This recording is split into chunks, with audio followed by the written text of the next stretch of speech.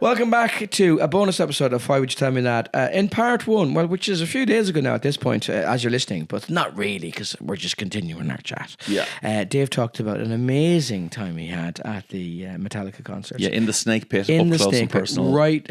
Before you continue that story, do you want to know what I did?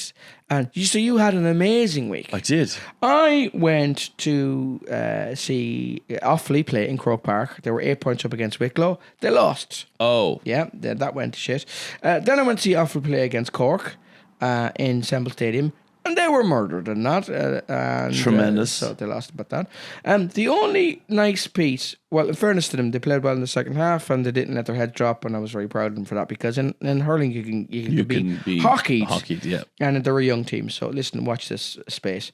There was a moment before it, and it was the opposite of your, I'm in Croke Park or I'm in Aviva Stadium, I'm in the corporate box, I'm going to get a Snake Pit wristband. It is the ultimate of the ultimate. I got 3 tickets. Myself, my nephew, and my brother, right? I got 3 tickets to go and watch Offaly Cork. I had downloaded 2 of them onto my phone as passes. I forgot to download the third one. Right. You turn up to Semple Stadium, there's 50,000 people going to this, right? Of course, you can't get signal down there. And because now you're an idiot, you haven't downloaded. So you're walking around. You're at Semple Stadium, but you were walking further away from Semple Stadium get to a signal. Yeah. Couldn't get to a signal. Just had to say to my brother, you and the young lad, you go in, I'll give you my phone. He says, okay, well, we might do that. And then as I'm walking by, in my Offaly jersey, I'm walking by a little cottage, and a woman is sitting outside her cottage. And I said, by any chance you have Wi-Fi? She goes, yeah. And I said, I need to download a ticket. Could you, a stranger, please provide me with your Wi-Fi handle and your Wi-Fi password? Absolutely. She goes down, gets the sticker, comes out and shows me her Wi-Fi password, and I'm able to download download my ticket onto my phone. That is wonderful. And I thought to myself, this is a wonderful outreach of humanity and trust, right? Because if I'm ever down that way again, I can log on to her Wi-Fi. True. And now that I think about that, I think she saw my Offaly jersey and thought, you're never going to be down this way. You've never been to She said, you're never going to be in Semple Stadium again. I think I can hand you my bank details, to be perfectly honest with you, and my mother's maiden name. The alarm code for the house. Spare key. Doesn't matter. Yeah, I can leave the windows open. I could put facial recognition on my Ring doorbell to open the door. You're not coming down this way again. That's such a good point. But wasn't it lovely? That is lovely. I love when stories like that happen. That's really nice. You intimated that you, having been allowed into the holiest of holies, into the inner sanctum of the Snake Pit in Metallica, you shouldn't have been let in. I'll let you be the judge. Okay. You know I'm harsh. Oh, yeah, you know I'm a hanging judge now. You know this, don't you? So. Look, I also, when I go to a show, I might video 30 seconds of a particular bit of a song that I adore and I want to see how they do live or whatever. I might make the finger work, or perhaps like, there's something I think of, like there's a little crack of a ride of a bell or whatever. Will the drummer hit that, or will he hit it? So there's little musical nuances that I would love to. So I might record that bit, or if I know there's a big, a crowd explosion or something, I'll record that bit, and then I'll show my mates, or I'll look back, whatever. But I would tend to spend the rest of the thing, phone in my pocket, and I love the gig, I love the music, I love live music, I go all the time to different things, and I just love being there. Once I got Snake Pit, I was like, this is out of the question now. I have to video, I don't mean the whole thing, like video, but there's so many bits now, and I'm so close. Okay. And because Metallica in the circle, because it's a circle, they can't keep the drums in one position for the whole night, because then people on the far side will never see the drums. So they have 4 drum kits under the stage that rise up on a hydraulic lift. And so the drummer moves 4 points in the set, and so did the band. The band kind of move with them, and there's microphones and wah pedals and plex and everything all dotted around the stage. That's kind of cool. And it's cool because then no one's at the front, no one's at the back. Yeah. You might be at the back for a bit, but you'll be at the front another. Very socialist. Very socialist. Very cool. So what we would do is we would move around the Snake Pit as we're kind of going, he's played that song now, he's probably going to move the drums now, let's go to the next because section. You know the I know stuff them so intimately. Well. Yes. Okay. Yeah. So Kirk Hammett is the guitar player in Metallica, and Kirk Hammett bought a guitar. Now, there's rumours that he spent $5 million on it. It's quite possibly that expensive. I don't know. The guitar was once owned. It's called Greeny.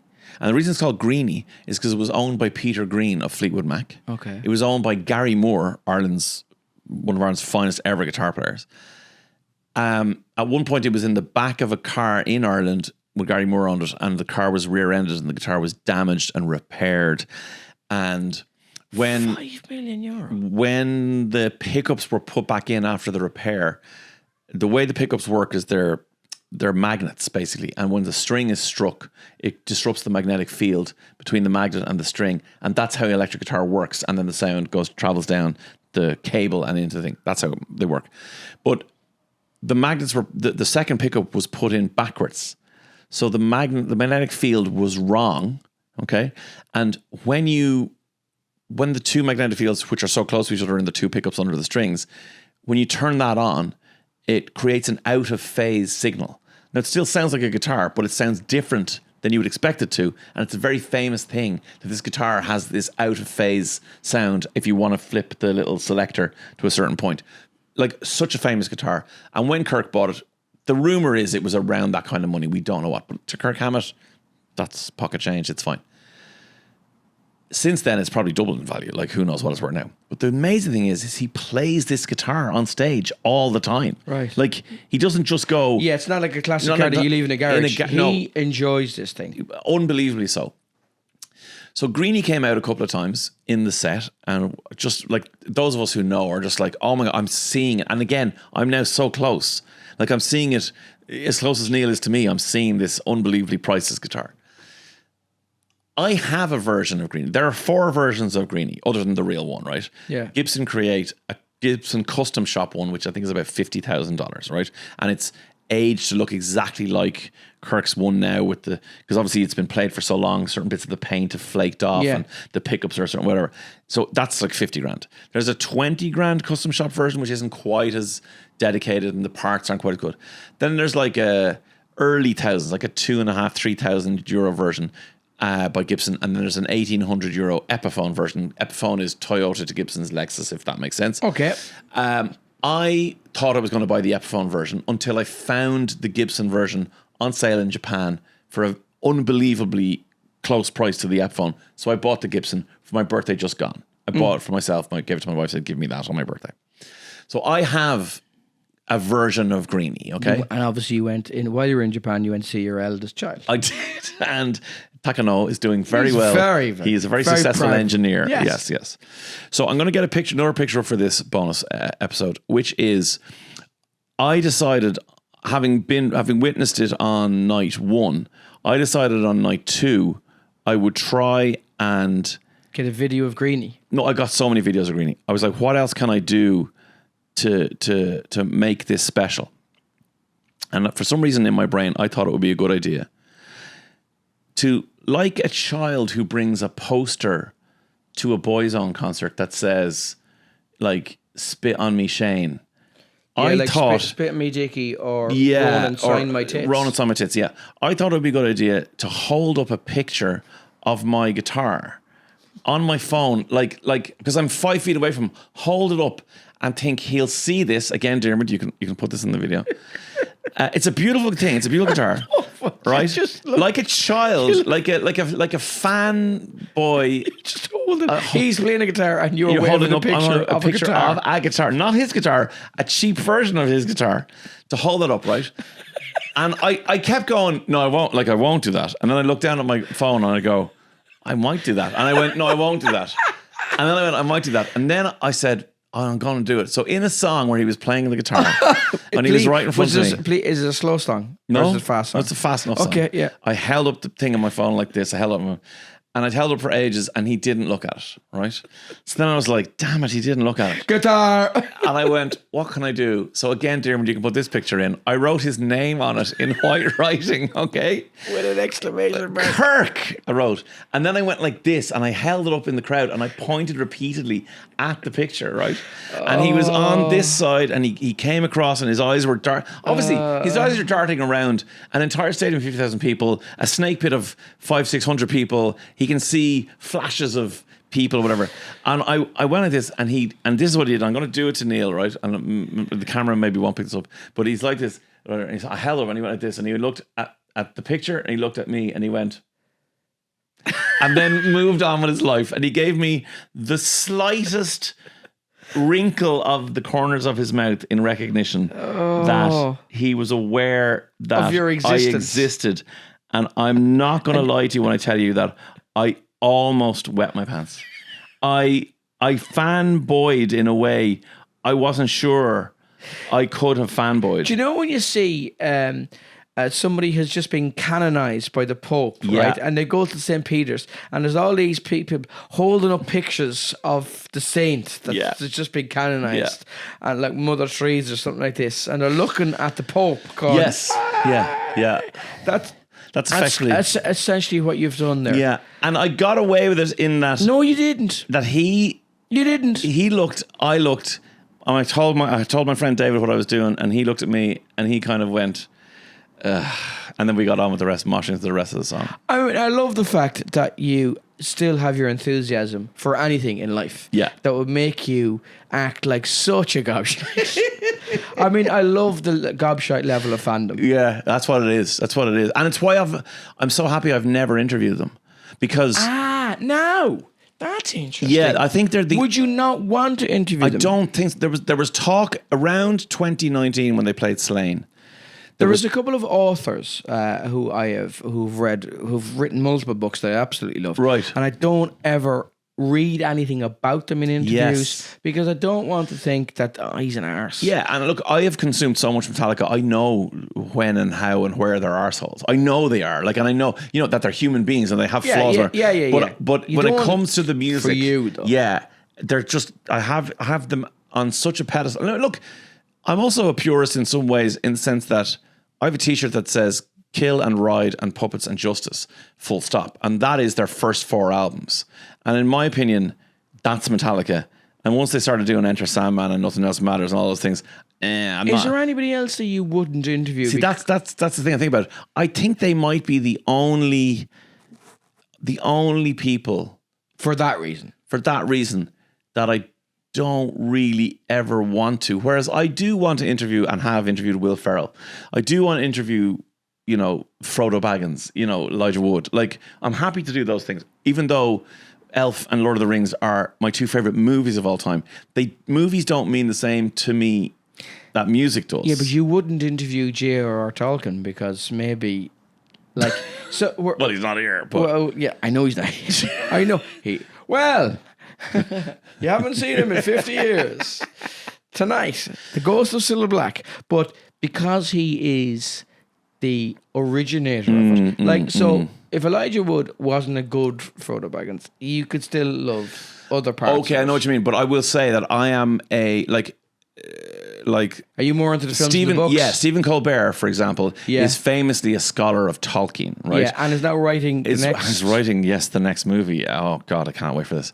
But he, I think, would revere the members of the movie making community who've made Lord of the Rings. Yeah. But he would die if he could talk to Tolkien. Do you know what I mean? Yeah. I remember at one point he interviewed... Whereas you are more the films than the books. Exactly, sorry, yes. Okay. So to me, Tolkien, obviously I can't interview him, but even if I could, I don't think I would have the same connection that someone like Colbert would, whereas I would have that kind of connection with Metallica. Do you know who I think is absolutely amazing? Michael Sheen. Michael Sheen, yes. I think he's brilliant in everything he's ever done. I agree. There's a thing called Michael Sheen's House of Games. He's taken over from Richard Osman. Oh. I would love to do that. I was asked to do, I did it and I won it, and I was asked to do it again and I couldn't do the Champion of Champions. This is my come get me plea, by the way. I'd love to do the Michael Sheen's House of Games, but I would be terrified that he would let you down. What if? Because I think he's amazing.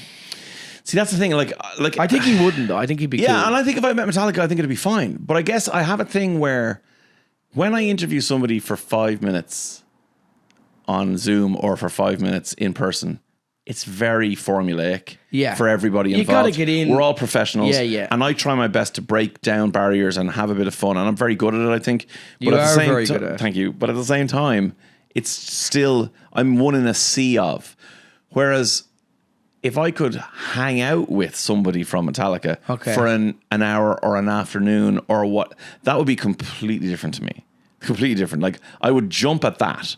But I think, like, hey, Dave, I can get you 6 minutes with Kirk Hammett on the phone on Tuesday. I'd be like, okay. What did you want Kirk Hammett to do? If he did this, if he went, I'm playing a guitar as well, and that's a guitar, and my name's Kirk. Let's be best friends.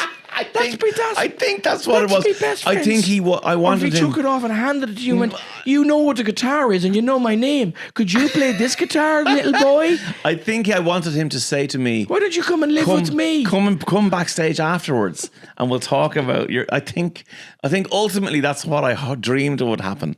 And I think that's why I shouldn't be allowed in the Snake Pit. I don't think I deserve it. I hope you never lose that enthusiasm. I won't. Like, there's enough cynicism and bitterness and all that nonsense in the world. I love the fact that you love that stuff so it made much. me very happy.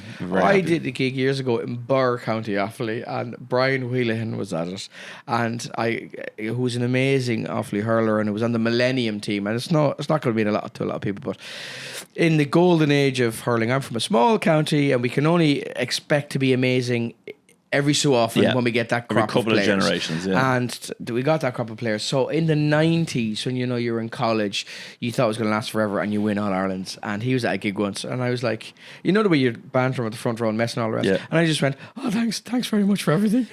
And genuinely was quite emotional for the next two jokes. Yeah. Never lose that. No, you're right. It's like when Gary Neville walked into the studio. Yeah, you went. Oh! I did, and I said, "Hello, sir," and he and Dermot, who was with presumably me, went. That's a bit weird. What? And like I couldn't control myself. That's class. It was meeting this man who had brought me so much joy, and I just went, "Nice to meet you, sir." And he looked at me and went, "Sir," and Dermot went, "Sir," and I was like, "I'm sorry, I don't know what's happening." I'm glad you had such a great time with that. I went to see David Gray in Fairview Park.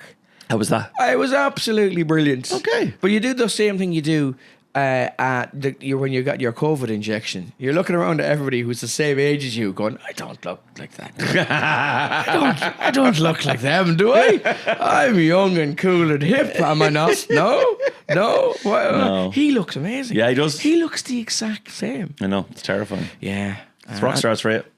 What can you do? We'll be back with a main episode very shortly. I am on tour, as always. I've just announced an SSE date. Stop. My new tour is on sale. I got to finish a few dates of Reinventing the Neil.